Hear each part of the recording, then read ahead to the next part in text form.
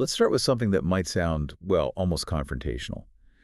You listening right now, you are incredibly rich. Mm. I mean, even if you feel buried in debt, far from wealthy, the level of material comfort, the sheer stuff you have access to, it's staggering compared to most people, historically and globally. And that's exactly where the danger creeps in, isn't it? That comfort, that sense of ease. The material we've looked at highlights this ancient paradox. Right. Even the wealth of ancient Israel, which was, comparatively little by our standards today, was described as the stumbling block of their iniquity. Which is just completely backward from how our culture thinks. Right. We pursue wealth for security, right? Right. For comfort, to Yeah. fix things. Yeah, we see it as the solution. But these texts are saying, no, the solution itself can become the spiritual problem. Yeah. Abundance can actually create distance from God. We can breed this really dangerous kind of independence. So our aim in this discussion is to really wrestle with that tension.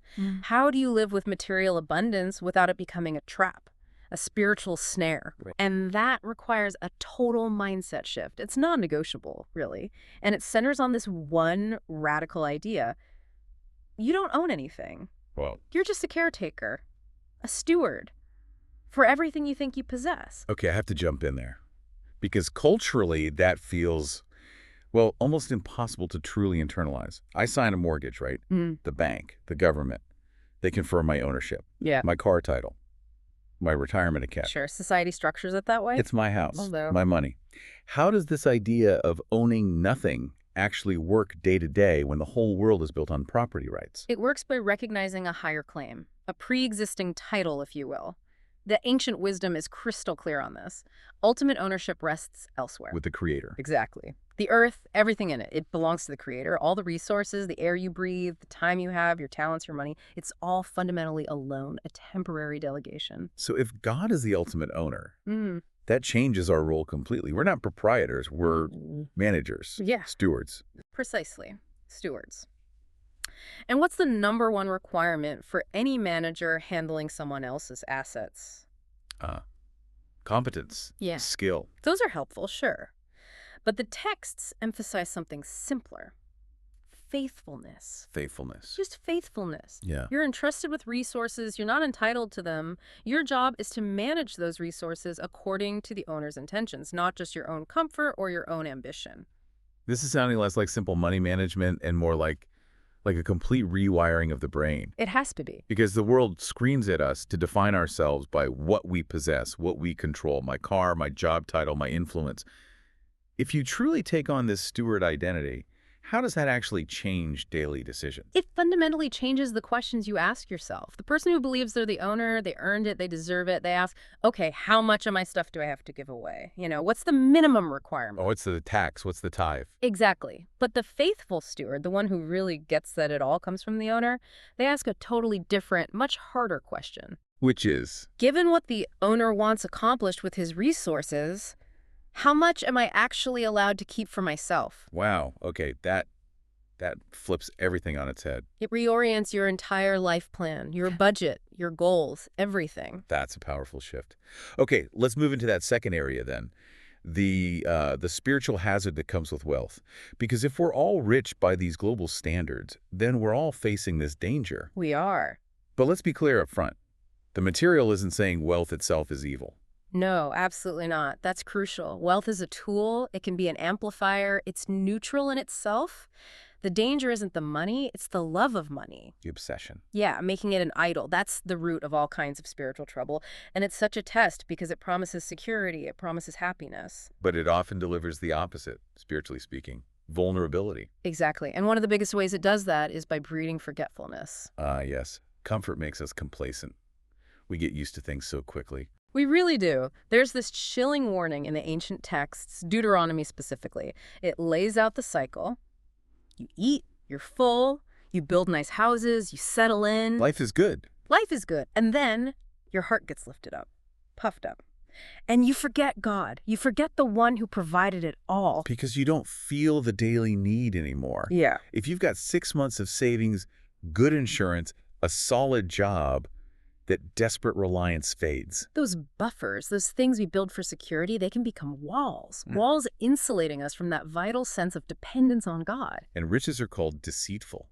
How did that deceit work? It blinds us. Think about the rich young ruler. Here's a guy who, on the surface, had it all together. Morally upright, followed the rules. Religious, respected, seemed perfect. But when Jesus challenged him to liquidate his assets, basically for higher kingdom purpose, he couldn't do it. He walked away sad. He walked away sad. Why? Because his great possessions actually possessed him. They were his real master. Riches promise fulfillment, but they can choke the life out of any deeper purpose. You end up fruitful, financially maybe, but barren spiritually. And the end point of that road seems to be this attitude of, I am rich, I have prospered, and I need nothing.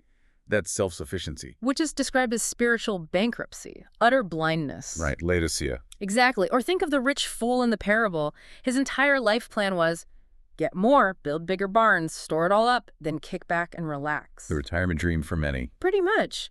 His security was totally invested in his stored goods. And God's response, you fool, tonight your very soul will be required of you.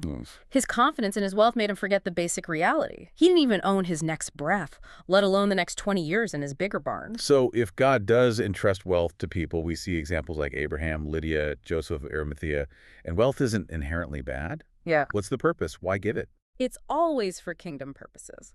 Always. The wealth is given to reflect the owner's generous character. To be used. To be used. We're told to be rich in good works, ready to distribute. The point is never hoarding. It's investment in God's work, supporting ministry, meeting genuine human needs. Wealth is meant to flow through us like a conduit, not pool around us stagnantly. That leads perfectly into generosity then. Okay. Which seems like the practical antidote to that hoarding instinct. Now, most people, when they hear giving in a religious context, immediately think tithing. Right. The 10% rule? Yeah. But we need to differentiate between the historical tithe and the standard for believers today, right? Absolutely. Tithing, the word just means a tenth, was a specific legal requirement under the Old Covenant law for the nation of Israel. Like a national tax. Effectively, yes. It supported the priesthood, the religious festivals, and the poor within Israel. And it's important to realize the total giving requirement back then often added up to way more than 10%.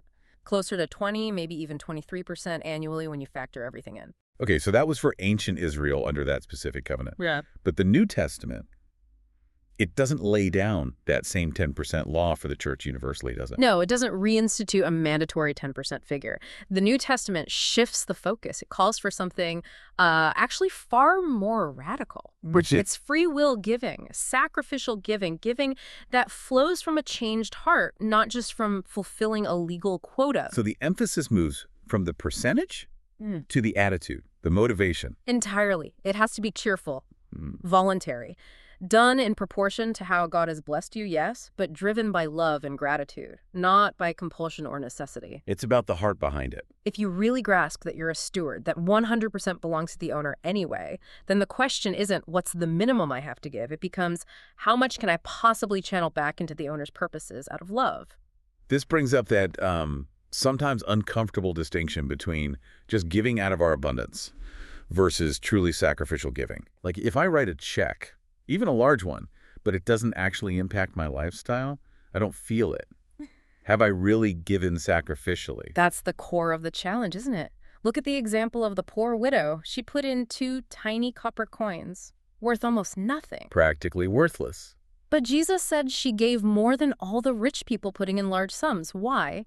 Because they gave out of their surplus. It cost them nothing, really. No change in lifestyle. But she gave out of her poverty everything she had. It cost her something significant. True sacrificial giving stretches you. It ought to affect your choices, maybe even your comfort level. If your giving doesn't require faith, doesn't make you lean more on God for provision, Maybe it's not quite hitting that New Testament mark. it might not be the kind of obedience that truly transforms the heart. There's that principle from King David, right? I will not offer to the Lord my God burnt offerings that cost me nothing. Right.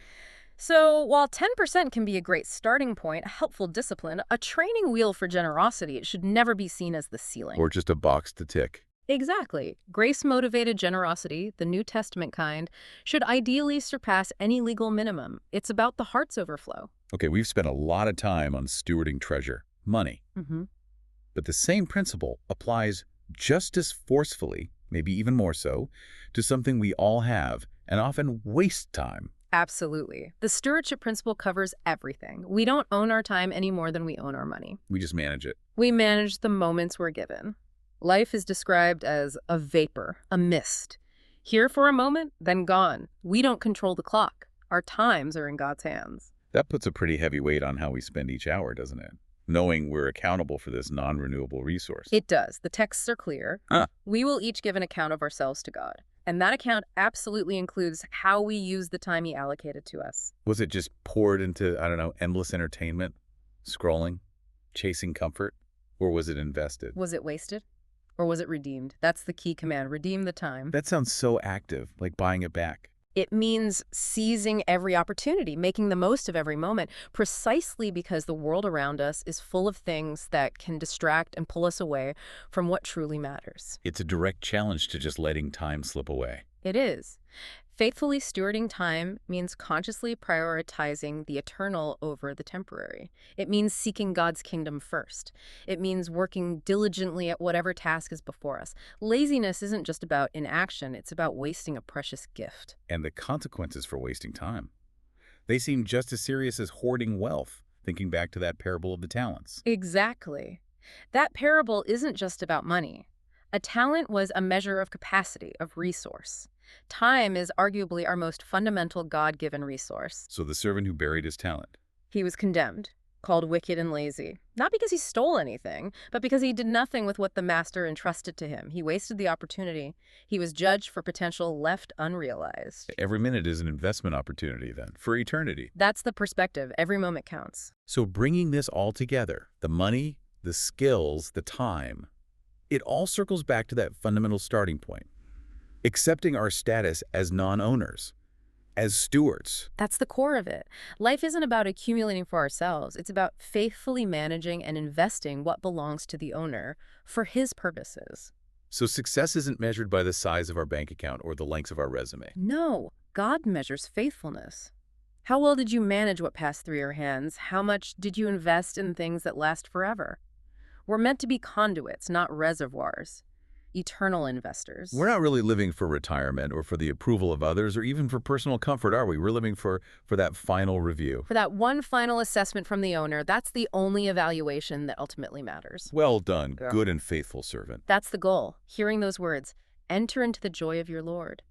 That relationship, that eternal joy, that's the only treasure truly worth storing up. And everything else we have, wealth, time, energy, it's just the currency we're given to invest towards that end. Precisely. How are you investing yours? That's the question we all have to answer.